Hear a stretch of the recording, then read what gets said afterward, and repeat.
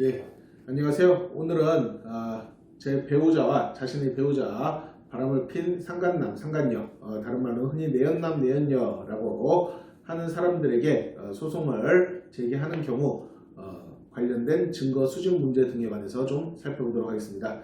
여러분들이 많이 궁금해하는 질문과 그에 대한 답변 알아보는 시간 갖도록 하죠. 자, 질문 받겠습니다.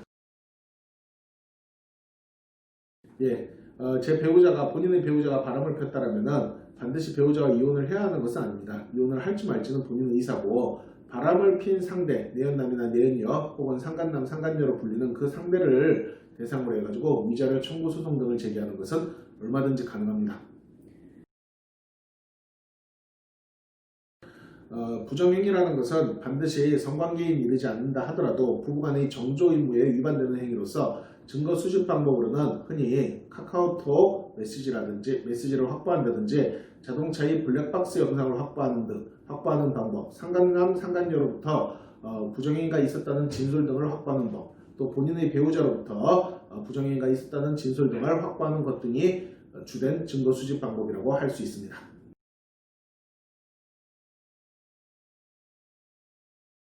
우리 현행 법령은 본인이 타인과 대화하는 경우에 녹음하는 것은 얼마든지 허용을 해주고 있으나 3자 간의 대화를 몰래 녹음하는 것은 불법 행위로 처벌될 수도 있도록 규정을 하고 있습니다. 다만 차량에 이미 설치되어 있는 블랙박스가 존재하고 그 블랙박스에 상간남, 상간녀와 내 배우자와 대화하는 내용이 들어있는 경우 이를 증거로 사용하는 것은 문제되지 않습니다.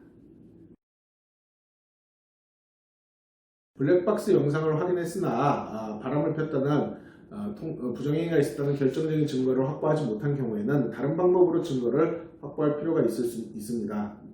본인의 배우자와 상간남, 상간녀가 모텔에 드나드는 장면을 사진으로 찍는다든지 앞서 말했듯이 진술을 확보하는 등의 방법이 있을 수 있고, 또한 만약에 블랙박스가 특정 모텔을 촬영하고 있는 경우라면 그 모텔 주인의 협조를 얻어서 CCTV 등을 확인하는 것도 증거 확보의 수단이 될 수도 있습니다.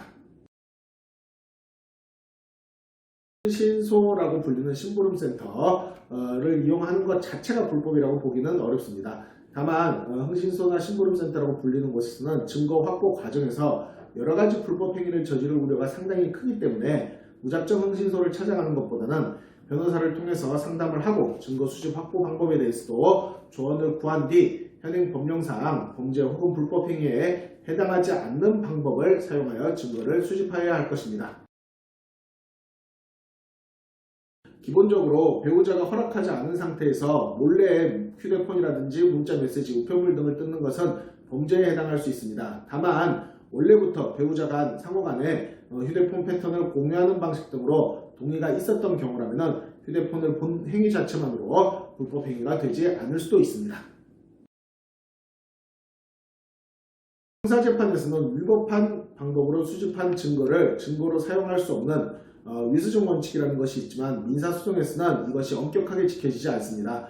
증거 수집에서 비록 사소한 위법이 있었다 하더라도 재판부의 판단에 따라서 증거로 활용할 수도 있고, 위법의 정도가 크지 않다 하더라도 재판부의 판단에 따라서 그 증명력을 상당히 약하게 인정할 수도 있는 등 케이스 바이 케이스입니다. 그렇기 때문에 증거를 수집하는 과정에서도 변호사의 조력을 받는 것이 본인의 억울함을 상간남, 상간녀를 상대로 한 위자료 청구 소송 등을 통해서 풀 수 있는 중요한 방법이라고 할 것입니다. 이상 상간남, 상간녀와 관련된 위자료 청구 소송 및 각종 증거 수집 방법에 관해서 간단한 질문과 답변 살펴봤습니다. 조기현 변호사입니다.